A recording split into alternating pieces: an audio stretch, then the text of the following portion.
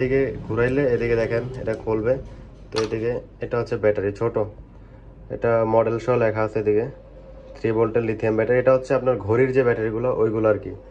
তো এটা আপনি চেঞ্জ করতে পারবেন, এটা বাইরে থেকেও চেঞ্জ করতে পারবেন, আবার আমাদের অফিসের সাথে যোগাযোগ করে অরিজিনাল ব্যাটারিটা লাগিয়ে নিতে পারেন। অরিজিনালটার ব্যাকআপ অনেক বেশি, এটা হচ্ছে অরিজিনাল জেনুইনটা আর কি।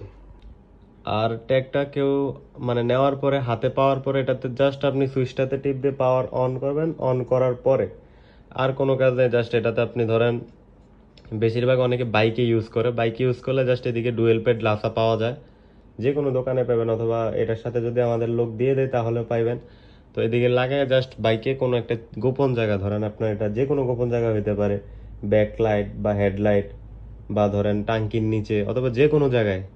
এটা কিন্তু ওয়াটারপ্রুফ না, এজন্য যেখানে লাগান যাতে পানি কম ঢুকে, পানি যাতে না ঢুকে ওইরকম জায়গায়, সেফ জায়গায়। অনেকে আবার সিট মডিফাই করে সিটের ভিতরে ঢুকাই দেয়, তো ওইরকম জায়গায় ঢুকে জাস্ট রাইখা দিলে হবে, আর কোনো কাজ নাই। এটা নিজের নেটওয়ার্ক নিজে তৈরি করে নিয়ে নেবে এটা। আর এটার বিস্তারিত সব ভিডিও তো আমাদের পেজে দেওয়া আছে, পেজে দেখে নেবেন। তো সব কিছু শেষে এবার আসি কিভাবে অ্যাপস চালাবেন আর কি, অ্যাপসের দিকে।